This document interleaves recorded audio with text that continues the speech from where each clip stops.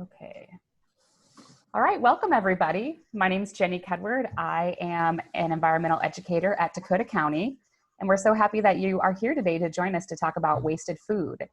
And I have we have Dion from the Extension Office that will go through all of the know-how for today. But first I wanna share just a few reasons why this is such an important issue for Dakota County. So I'm sharing my screen.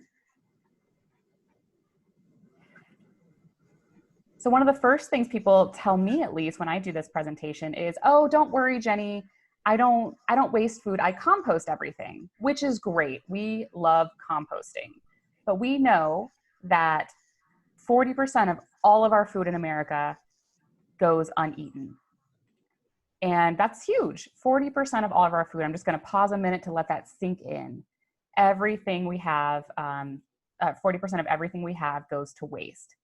So composting is great. I would love if that 40% was composted. That's better than the landfills, better than anything that we're doing right now. But it doesn't solve the issue of 40% of that food takes up a lot of resources to make. So it goes, about 20% of all of our farmland is used to grow food that we don't eat. And 20% of all of our fresh water goes to grow food that we throw away. So even if we composted every piece of that 40%, we'd still be wasting all of these resources. And that doesn't even have the numbers of how much fertilizer we're wasting, how much labor we're wasting, time, transportation, fuel, all of that goes into food that we then purchase and throw away. And that's a part of the whole food chain, from production, from our farms, to restaurants and grocery stores, to our homes.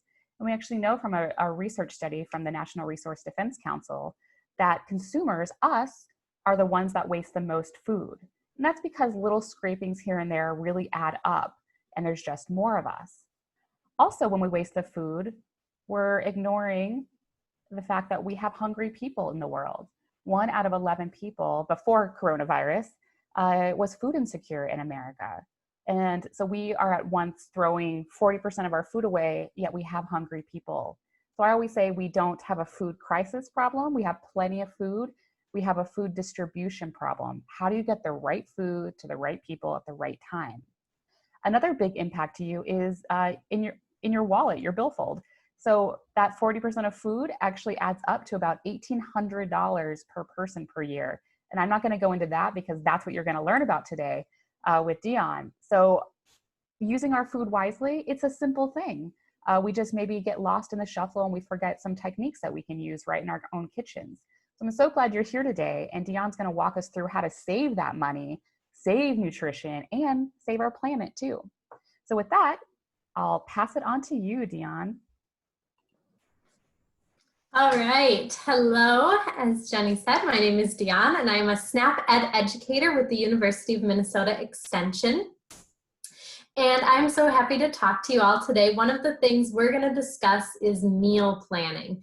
This is a way that we can really stretch our food dollars, avoid wasting so much food, and kind of streamline the process of actually cooking and making meals at home, hopefully reduce some stress. So first though, I'd like to get to know you a little bit. So we'll just go around, and if you're comfortable, you can unmute yourself and introduce yourself and just say something about your experience with meal planning, whether you've done it before, maybe you haven't, you're curious, you can say a little bit about that. I'll start just to get the ball rolling. Again, my name's Jenny, and I was a horrible meal planner and food saver up until about 5 years ago, when I learned how bad it is for the environment. And my husband and I were on a really tight budget at that time. So we meal planned really to save money and to control how much we were spending. And we've learned over the years what works for us, and it really does save you money, and it makes our shopping trips way shorter, which especially right now, it feels good to get in and out of the grocery store. Awesome. My name is Charmin, and uh, I learned that meal planning can save just a ton of time going back and forth to the store or just wandering around the store. Um, and also, I learned that it saves on the food waste because there were times I was just buying things because it was on sale and it looked good. And then we would get home and then each day ended up doing something different. You know, either we ate out or somebody didn't feel like eating, you know, whatever it was. And then before long, the food needed to be tossed. And so that was another thing I just learned, just to avoid that food waste, to try to at least have a basic plan before going to the store. Mm-hmm. Right. And Elena, I will unmute you if you want to say a few things. Okay. Can you guys hear me? Yes. Okay, I'm in the middle of the lake currently. My husband and my daughter are fishing. Wow, thanks for still joining us. I thought it would be fun, you know. Anyway, um, I've learned a lot over the years. Sometimes, depending on what kind of a job I had, if I had 50, 60-hour week job, I would just stop at the grocery store and grab whatever it is that was ready and convenient. And that amounted to a lot of wasted money. So over the years, we started doing other things like buying in bulk and freezing and cooking ahead and then freezing meals. So it's a little bit more convenient that way, and it also saves money. So when I saw that this course was offered, I thought, well, maybe I learned something else, something new. So thank you. Awesome, thank you. And let me know too if there's something in particular you'd like to cover as we go along, since you do have some background already. So as several of you have brought up, there are a lot of benefits to meal planning. One of the big ones we're thinking about right now is the food waste component. As Jenny was sharing at the beginning, food waste is a huge problem in this country. It's bad for the environment, it's bad for our pocketbooks. And so one example of how this might happen, right? So we buy something like cucumbers. Well, a few days ago, we used 3 of the cucumbers out of this package. But then they got kind of put to the back of the produce drawer. Maybe we bought some other produce in the meantime. And it's easy to forget about something like these cucumbers. Well, if we let them go too long, they're going to get bad. So goodbye, cucumbers.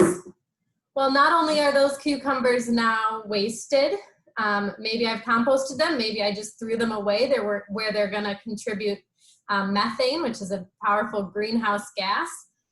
But I also lost all that money that I actually spent on the cucumbers. That's money I'm not getting back either.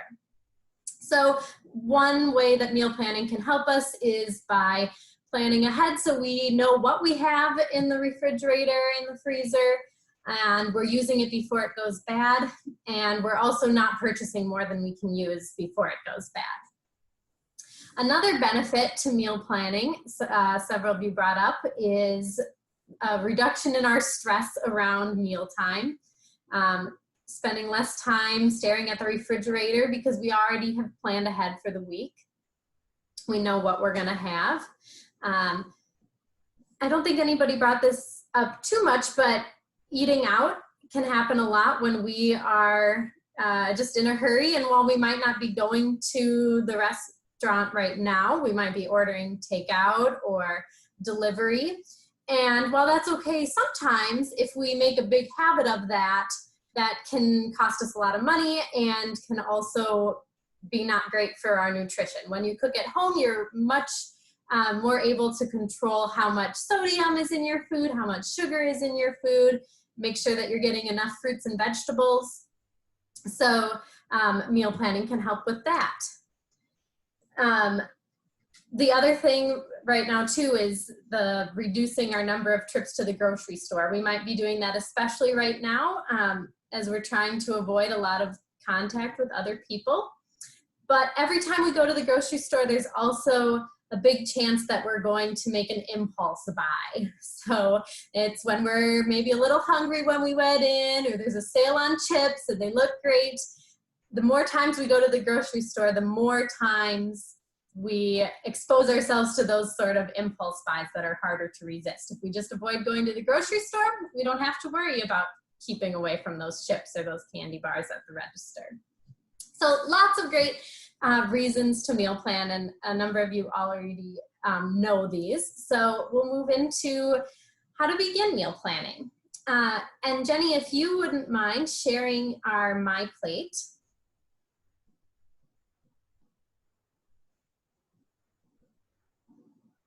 Oh.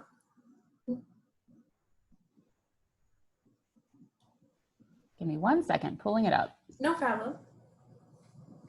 The MyPlate is guidelines from the federal government that you might have seen before. They replaced the food pyramid a number of years ago. And they are dietary guidelines for Americans.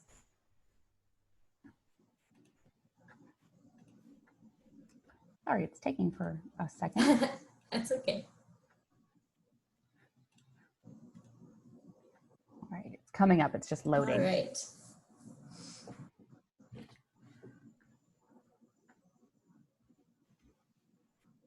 Told you my computer's so slow with images for some reason. Okay. It's almost here. I see it, yes.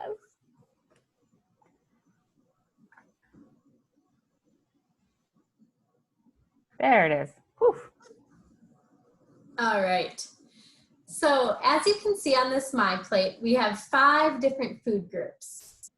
And this is a really good way to think about our meals when we are meal planning.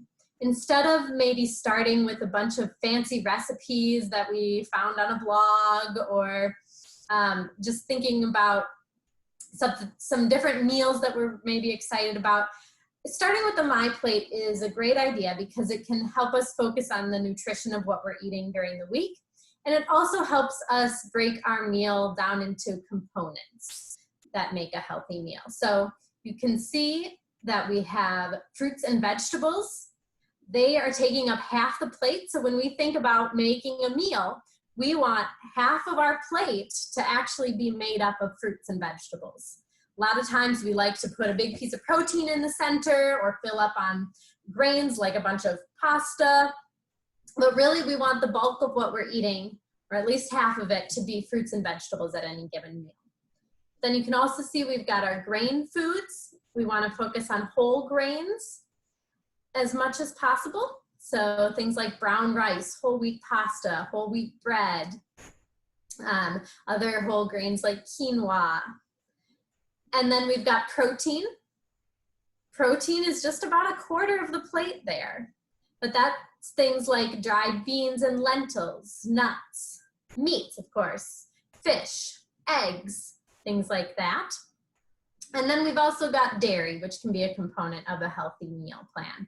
So dairy could be milk as a drink, but it could also be yogurt. It could be cottage cheese, cheese in general. And so all of these are a component of our different components that make up a healthy meal. And if you think about your meals that way versus a recipe, it can really help you simplify your meal planning. So you might start a meal plan by looking at what you have in your house. So I'll pull out, I've got a few grain options here. So I've got some instant brown rice as a grain option. Another grain option you might have would be some spaghetti.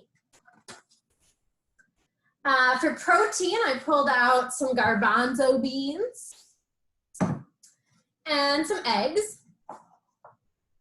And then for some vegetables, found some asparagus at the farmer's market, fresh in season this time of year. Some frozen corn. And then a bag of frozen mixed vegetables. This has got some broccoli, some peppers, some mushrooms, water chestnuts, a bunch of different things in here. So if I had all these components, I've got 3 of the main food groups. And if I wanted to try to put these in a meal, there are a lot of different options here. Even though I don't have that many different foods, I'm not going to use a recipe. Let's try to think about how many different combinations I could come up with. So feel free to unmute yourself and come up with a different combination. Again, we've got brown rice, pasta, eggs, garbanzo beans, asparagus, frozen stir-fry mix, and frozen corn. What ideas do you have for a meal we could make out of these ingredients? Maybe a stir fry with over brown rice with some scrambled egg in it. Yes. All right, so if we used our stir fry mix and some brown rice, we maybe scrambled an egg, super easy stir fry. What else can we do?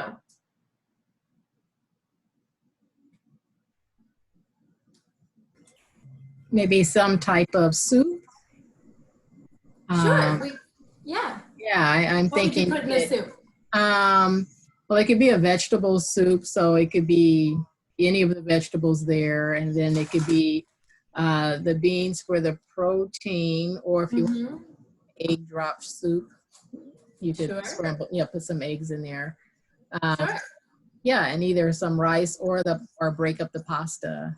Yeah, we could have a noodle soup or rice in the soup. Mm-hmm. Yeah.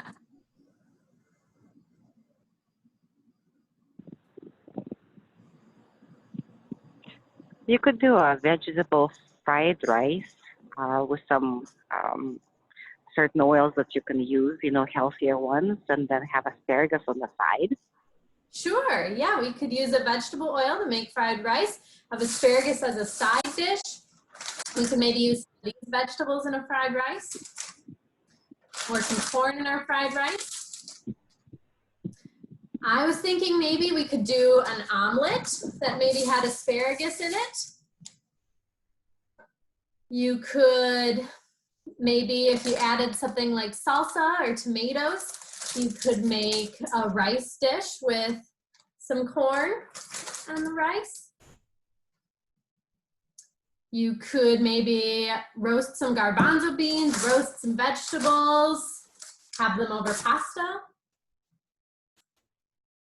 There are really an endless number of combinations, even with just these basic ingredients here. So that exercise kind of helps us think about using components to make our meal plans. And that you can really, using that MyPlate and thinking about the different food groups, make a lot of different combinations with whatever you've got at home or whatever you might be purchasing. So that is one of the first steps to meal planning. The next thing to do is actually catalog what you've got at home. So open the refrigerator, check the back, check the drawers. What do you have available? Check your pantry. What kind of staples are in there? Do you have a lot of pasta noodles right now? Do you have rice? Do you have some cans of vegetables? Check your freezer. Check all those nooks and crannies and catalog what you actually have at home that you can use to make meals.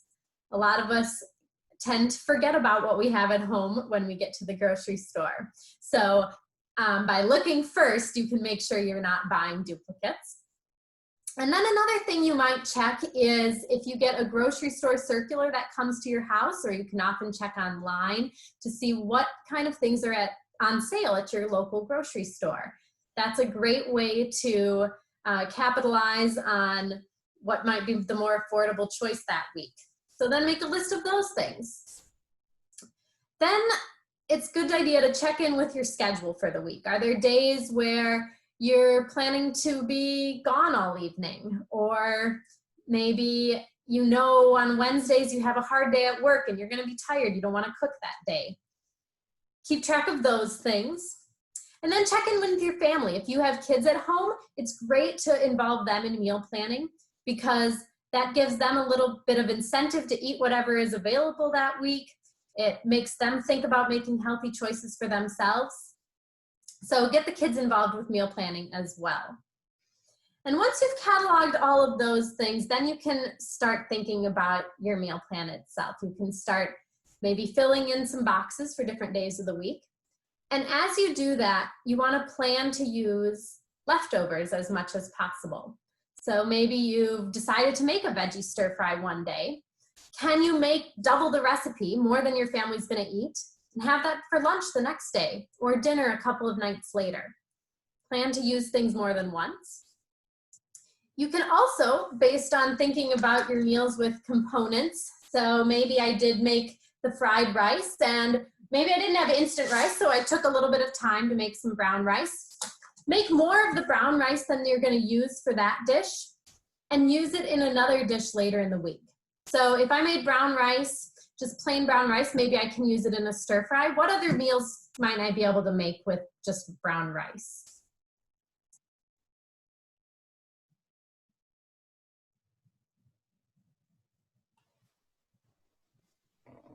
I love taking rice that I've already cooked and doing refried rice, and so fried rice since it's already done, and then adding whatever veggies I have. Yeah, maybe you add some vegetables one night, save some of that rice, set it aside, and add different vegetables the next night. What else could we do with that brown rice? I've thought about trying to make like brown rice patties, and using like an egg to help bind it, and maybe some other vegetables in it. But I've not really experimented with it or looked for a recipe. Sure. Yeah, I've never made those, but it sounds promising.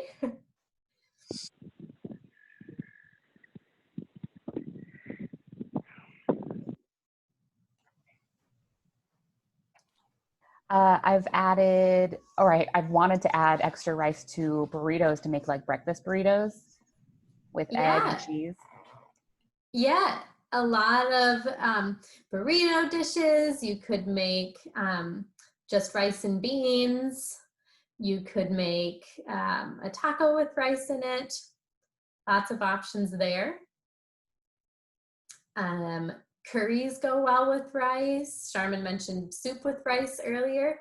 So lots of options. So if you make some of these staples, you make more than you need for one meal, you can really then save that staple ingredient and use it in another meal. Say you made a chicken one night and you have pieces of that chicken left. Use it in a different dish the next night. Lots of different ways to spread components throughout the week. And if you think about meal planning in these categories and food groups versus recipes, it gives you a lot of flexibility and you can be really creative in the kitchen. All right, I've talked at you a lot. Do we have any questions so far?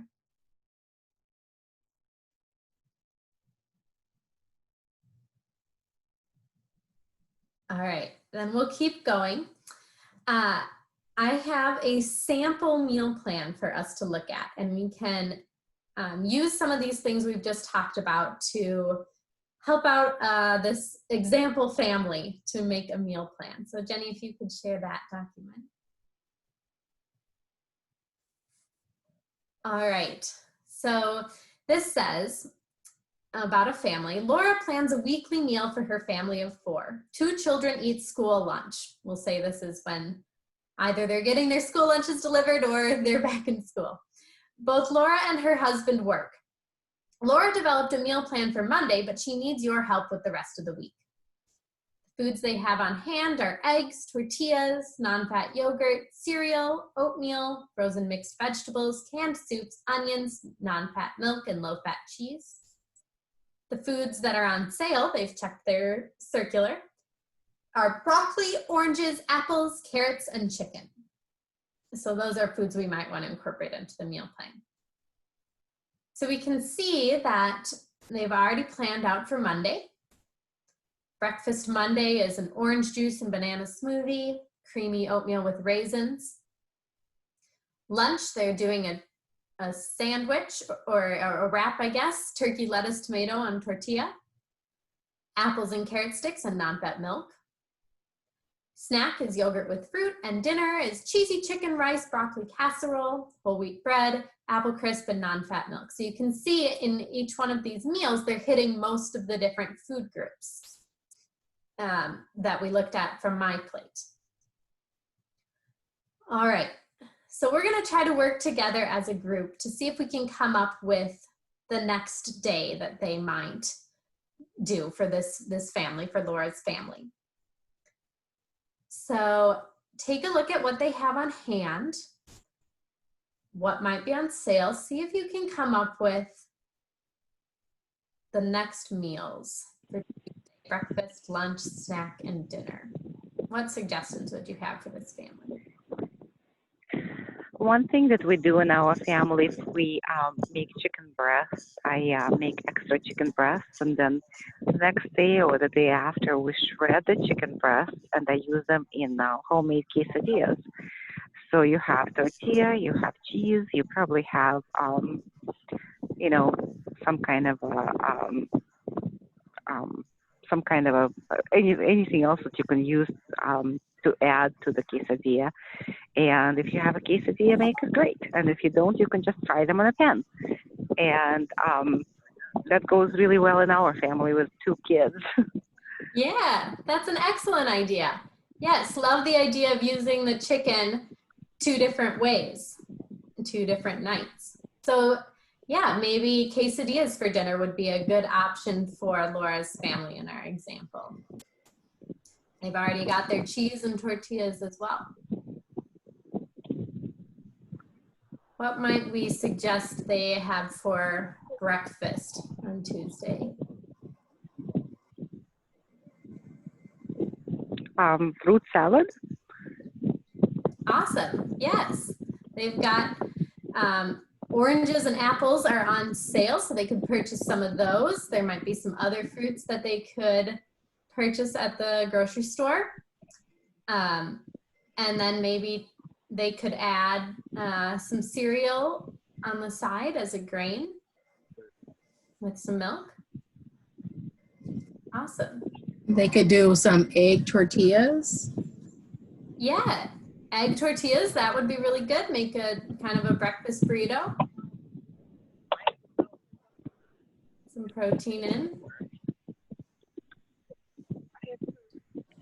Any lunch ideas for this family?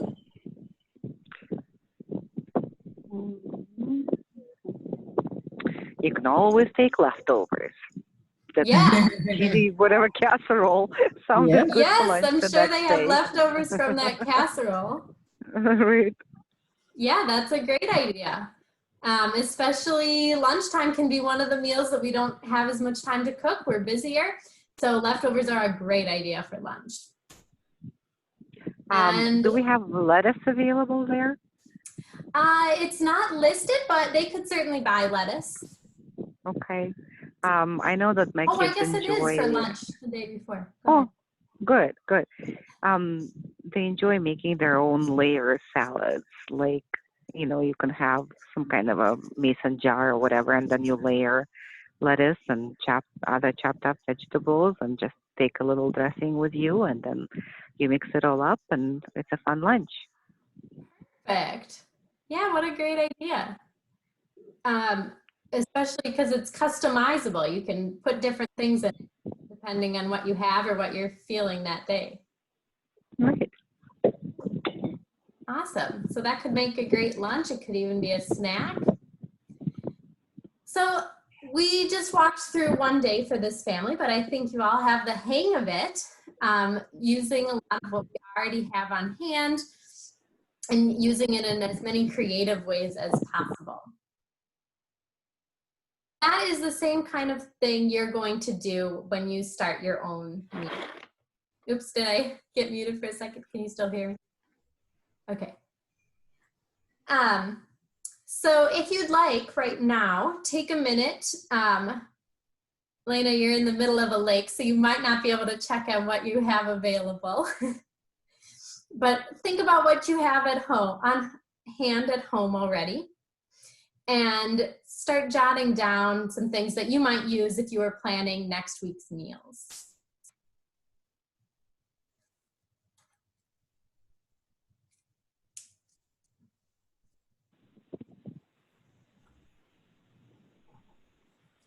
I know one of my challenges always is I ask my family members, what would you like for dinners next week? And nobody has any ideas, but everybody expects to eat.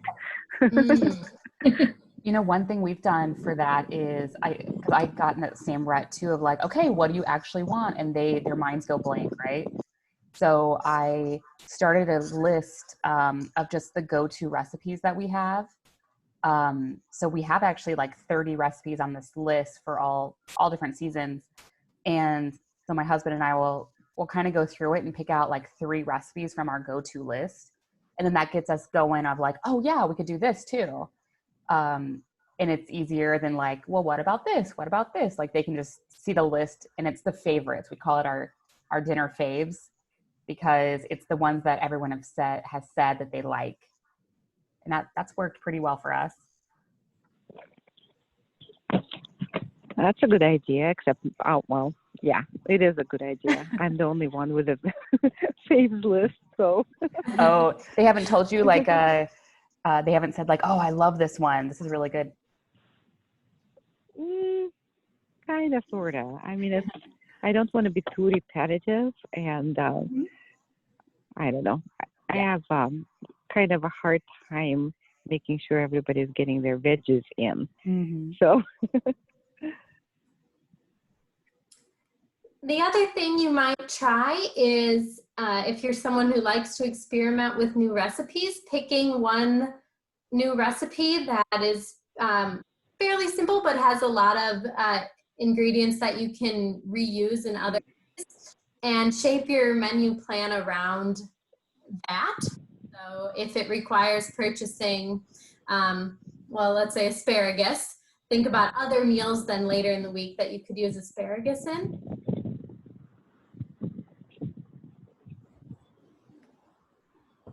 Does anyone else have? I don't know if either one of you has picky eaters. I have 2 of them, so. Oh, fun.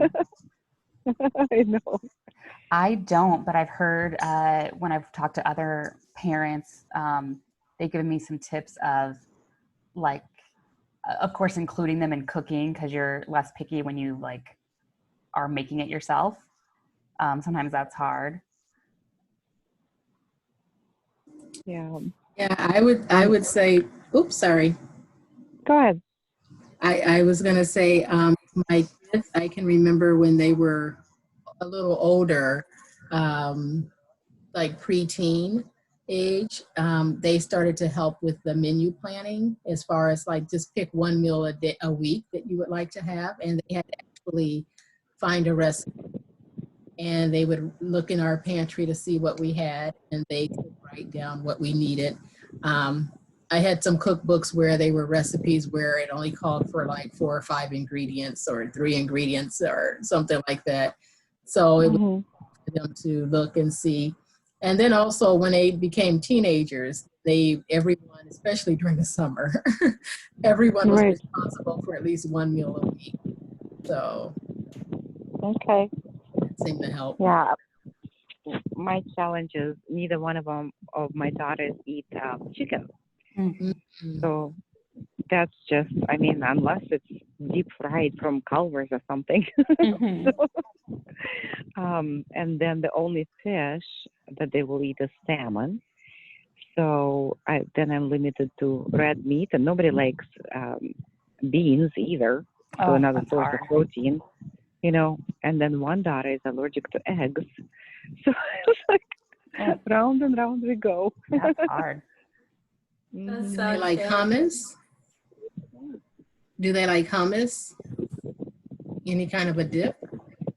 They do, yeah. But I mean, it's always available in the fridge to, to have with vegetables and stuff, or little pita chips or something like that. But, you can't make a meal out of hummus. So yeah, you can use different beans to make the bean dip. And there are times you can use that as a spread versus like mayo. That can be your spread. Right. Or inside of a wrap. Yeah. Yeah, I mash up avocado instead of, using mayo or, something like that. There's very good avocado recipes to make spreads with that. So that's a little bit healthier than using mayo. So that helps. And then we try to go gluten-free to see if my daughter's stomach will feel any better, and that it didn't make any difference. So at least that's not an issue. Mm-hmm. Do they like peanut butter? Almond butter. Almond butter, sure. Yep. So You can I make don't know. sauces for noodles with Mhm. almond butter as well, or peanut butter. Okay. That can be something to try. So make like regular spaghetti noodles, but then with a nut butter sauce and vegetables. Might be Mhm. something to try. Yeah. Yeah. I mean, there's definitely when and if I have time, I try to be creative. Sure. I just recently Yes. tried a new protein. I'm not a big meat eater and I don't love tofu. So I recently tried tempeh and I really liked it because it was nuttier and had some texture to it. Hmm. And I had never tried it before. Okay. Yep. Yeah, Yeah, I make like a 3 bean salad, and it has 3 types of beans and then tomato and avocado and balsamic vinegar and olive oil. So that goes well usually. That's good. sounds like Mhm. you've developed some strategies to get Right. eating. Right. Exactly. All right. Well, I will transition a little bit here off of meal planning into some of other strategies that we can reduce our food waste at home and make the most of what we've purchased. So one of those things is by freezing vegetables or fruits, especially now that we're in the warm months of the year where we have fresh produce in Minnesota coming from our farmers markets, or even a lot of things in the grocery store can get more affordable this time of year. Maybe you've got something out of your own garden. It's a great thing to do with them is freeze them, and then you can use them at other points in the year. So Jenny, if you wouldn't mind sharing that little freezing template or handout. All right, so this handout goes through some basic steps to freezing. Depending on the thing we're trying to freeze, there are a little bit different things we do. But in general, you want to start with clean produce, and you want to keep it dry because any of that water that is on there is going to freeze, and you don't want a bunch of ice crystals all over your produce. If it's something large, like a big cucumber that you want to freeze, or a big head of broccoli, you're going to want to cut it into pieces that are the same size that you will want to use them in. Because if you freeze the whole thing, you're going to have to thaw it completely before you can use it in order to cut it up first. So cut it up into smaller pieces first. If it's something you're just going to use in that size, no need to cut it up first. For fruits, you don't need to do much else. It's a good idea to have them in a single layer. I don't know if you can see, it's a little dark, but here are some blueberries that I had. And I washed them, I dried them a little, and I set them in a single layer. And then I'm gonna put this in the freezer right like this. The reason I do that is if I were to stick all these blueberries in a bag right now, they are going to all stick together. And then when I pull that bag out and use the blueberries, it's gonna be a big mess. If I freeze this first and then bag them, they will come out as individual blueberries, and I can select how much I want to use in the future. With vegetables, many of our vegetables need to be blanched first, and all that is boiling them for a very brief period of time. That handout has some of the times on it, and you can also look them up online. You boil them very briefly and then immediately put them in cold ice water to stop them from cooking. And that helps lock in all the nutrients in our vegetables, and then they can be frozen. So most vegetables can be frozen, most fruits can be frozen, and they usually retain their nutrients and can be just as healthy as eating the fresh vegetables. A lot of them still have good texture. If you're using them in a recipe where you would be cooking them anyway, they're gonna have a relatively similar texture to fresh. Some of our fruits are great. Frozen fruits are, bye Charmin, thank you. Some of our frozen fruits are great for making smoothies. They can be made into fruit salads. You can put them in yogurt to make a yogurt parfait. Lots of great ways to use them as well. The last thing that I will go over, and then I'll give more time for discussion and questions, is if you wanted to make a vegetable stock. So we were talking earlier about soups, and a lot of times when we make homemade soups, we start with a vegetable stock. We can buy these in the store, of course, but often the stocks that we buy in the store are high in sodium and sometimes high in fat. So we can make it at home, and it's actually something that isn't even going to cost you any additional money. And here's why. When you are chopping vegetables, there are often pieces of the vegetable you're not going to eat. So for example, when I cook with this asparagus, I'm going to chop off the bottom part of this asparagus. I'm not going to eat that part. When I'm chopping onions, I'm not going to use the peel. When I'm chopping a pepper, I'm probably not going to use that little part with the seeds in it. These are all parts of the produce that we already paid for, because you pay for most produce in weight. So you already paid for that part of the produce, but you're not going to eat it. Well, you could throw it away, but as we talked about earlier, food waste is a big problem, and it wastes us money, all that money we spent on the produce in the first place. So get a bag. Put all those vegetable scraps in your bag and keep this bag in the freezer. In this bag I've been collecting, I've got some green onion tops that were a little wilted and I didn't want to use. I've got a lot of onion skins. I've got some garlic peels. This bag doesn't have a whole lot in it right now, but other things I might put in here could be bits of celery, carrot ends, things like that. And once this bag is full, I'm going to take it out of the freezer and I'm going to boil these. Just a stock pot full of water with these vegetables. Really, you just need enough water in there to cover the vegetables. It's nothing very scientific about it. And I'm just going to boil these for a while. It's something you can put on the back. You don't have to pay too much attention to it.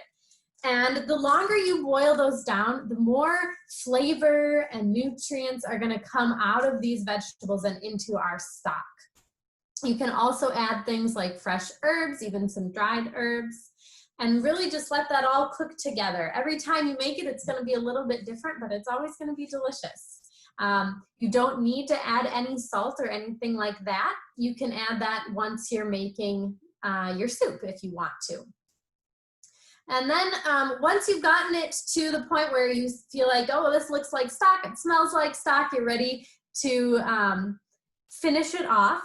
All you need to do is use a strainer or with a fine mesh or something like cheesecloth to filter out all of these vegetables, all those scraps.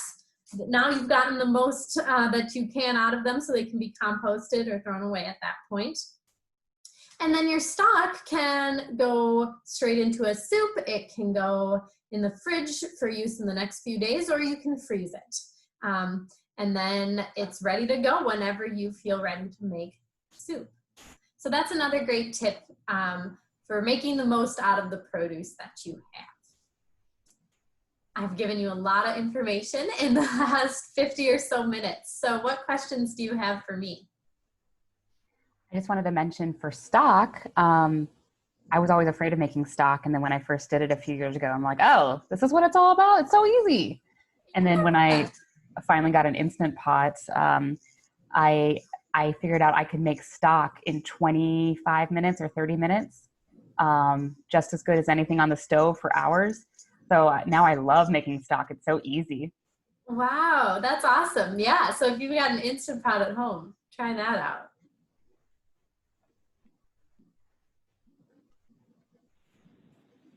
I've never heard of freezing cucumbers before. Wouldn't they come out mushy? Yeah, that was kind of a weird example for me to use. I have used cucumbers and then put them in like juice to make a refreshing cucumber juice. Mm-hmm. Right, that they're not going to have the same texture. They're one of those Right. so full of water that when they come out, they're going to be a little different. Right. The same with asparagus. I found I, bought it in bulk and then I froze it and then defrosted it and then it's basically water. Definitely not the same texture. Yeah, asparagus definitely needs some blanching. I have had success with freezing it, but it is another water one for sure. If I'm always in doubt of whether I could freeze it or not, I figure, well, either it's going to go bad right now or I'll freeze it. And if I don't like it when it thaws, then it's going to go bad then. So might as well try it out. There you go. Right. That is true. Oh, the other thing I didn't mention about freezing is if it's fruit or vegetable that needs to be peeled or pitted or anything like that before you use it, you want to do that before freezing. If you freeze bananas with the peel on, it's gonna be a mushy mess to get those peels off after they've been frozen. I've done that and learned the hard way. It's easier Yes. to peel when they're not frozen. Right. I like bananas when they're frozen whole with peels on them for banana bread. Oh. Because they come out absolutely perfect, and the more moisture there is, the better banana bread comes out. So I've actually, if I need them for smoothies, then I peel them and freeze them in pieces, halves. But if I want them frozen solid, whole, then I know that I have 3 bananas exactly for 1 loaf of banana bread. That's a great tip. Yeah, there are things that you discover along the way that can work Exactly. a little better. Yeah, I have a question for you, ladies. Yes. Maybe you can direct me to the right resources. So I do have my own vegetable garden, and this year I started a lot of cucumbers and zucchinis and bell peppers and stuff like that. I think I'm going to have a lot of access of vegetables this year, and some of them I can freeze, but some of them, like cucumbers, I'm not able to. I was thinking, besides trying to give it to friends and neighbors, which I already do, are there I don't know, can I bring them to a food shelf? I'm sure other people can use fresh vegetables. Yeah, that's a good question. What I would advise is to connect with your local food shelf. If you visit hungersolutions.org, they maintain a database of the food shelves in Minnesota, so you would be able to use their map to find which food shelves are closest to you. And I would recommend contacting them directly because a lot of food shelves have different policies with that type of thing. Right. Yeah. But Elena, what city are you in? Farmington. Farmington? Okay, great. I believe Farmington has the Open Door Food Pantry or 360 communities. I think it's called, maybe kind hearts or something, open hearts or something like that. I know Rosemount has a 360. Yep, and they just opened a new place too. And yeah, I agree. I think it would be definitely worth asking because even some rules that normally exist have been changed in the last few months. Yeah. Okay. I just thought, I'll just put it in our local, how Facebook has, Farmington pages or whatever, community pages. I'll just say, hey, anybody needs some free fresh produce? I'm sure I'll find some takers. I know that you're able to share. I know in my neighborhood, a few of the tiny libraries have turned into tiny pantries. There you go. If you're on the social media platform Nextdoor, that's another great way that neighbors share resources. Yeah. Great. Well, thank you so much, Dion. That's great. Lots of great information. Excellent. I'm glad. we've recorded this and we'll send out handouts that we talked about and the recording if you would like to share with anyone else, and feel free. Thank you so much, Dion. Thank you, everyone. Thanks, Have Elena. a great day. Thank you, guys. Have a good one. Enjoy yourself. Yes, you too. Thank you. Enjoy the Bye. lake.